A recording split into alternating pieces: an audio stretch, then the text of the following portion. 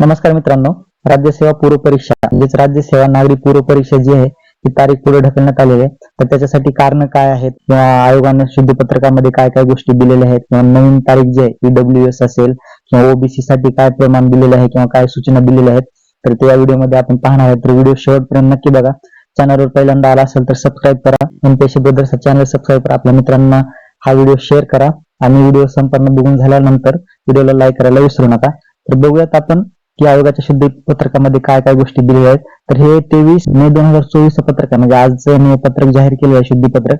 तर त्या शुद्धीपत्रकामध्ये आयोग काय म्हणते ते बघा. इथे 28 मे 2024 रोजी अनुसार दिलेल्या सूचना विचारात घेऊन अराखीव किंवा आर्थिक दृष्ट्या दुर्बल घटक म्हणजे ईडब्ल्यूएस प्रवर्गातून अर्ज सादर केलेल्या उमेदवारांना इतर मागासवर्गाचे म्हणजे ओबीसी जात प्रमाणपत्र प्राप्त केले असल्यास अशा उमेदवारांना इतर मागासवर्गाचा म्हणजे ओबीसीचा दावा उपलब्ध करून देण्याचा तसेच सदर प्रवर्गातून नव्याने पात्र ठरलेल्या अराखीव करिता वय अधिक म्हणजे वयात जास्त झालेले उमेदवारांना अर्ज सादर करण्याची संधी देण्याचा निर्णय घेण्यात आलेला आहे.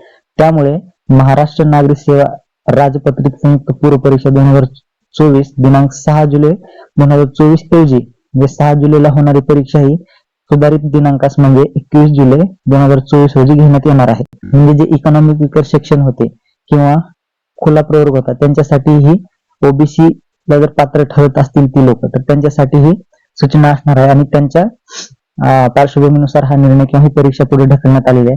तर आयोगाने त्या संदर्भामध्ये काही तारखा दिल्या आहेत. तर त्या तारखा कोणत्या कोणत्या आहेत तर ते आपण बघूयात. त्यामध्ये पहिली तारीख आहे म्हणजे अर्ज सादर करण्याचा कालावधी 31 मे ते 7 जून. 31 मेच्या 2 वाजल्यापासून ते 7 जूनच्या 11:59 आपण अर्ज भरू शकतो.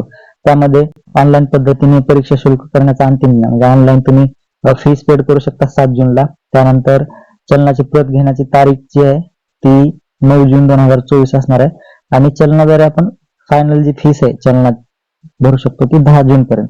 अशा पद्धतीने आपल्याला नवीन तारखा आयोगानं दिलेल्या आहे. तर त्या संदर्भात आपण फॉर्म भरू शकतो किंवा अपडेट करू शकतो. की कशा पद्धतीने फॉर्म भरायचा आहे किंवा लिंक करायचं आहे किंवा कशा पद्धतीने अपडेट करायचं आहे तर ते इथे त्यांनी दिलेले आहे सूचना.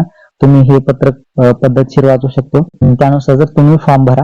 हे बघा इथे 5-6 नोटी दिले आहेत. कशा स्टेप बाय स्टेप तसं जाऊन आपण फॉर्म फिलअप करायचा आहे. अशा पद्धतीने परत एकदा परीक्षा ही पुढे ढकलण्यात आलेली आहे.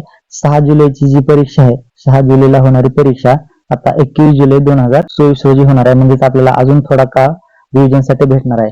Revision is must. एमपीएससी किंवा कुठल्याही स्पर्धा परीक्षेमध्ये रिव्हिजनला अत्यंत महत्व आहे. रिव्हिजन शिवाय किंवा प्रॅक्टिस शिवाय आपण एखादा एक्झाम क्रॅक करू शकत नाही. त्यामुळे अजून चांगल्या पद्धतीने रिव्हिजन करा. अभ्यास झालेला असेल तर खूपच चांगलं आणि तुम्हाला या परीक्षेसाठी खूप खूप शुभेच्छा. व्हिडिओ आवडल्यास आपल्या मित्रांना शेअर करा. चॅनलवर पहिल्यांदा आला असं सबस्क्राईब करा.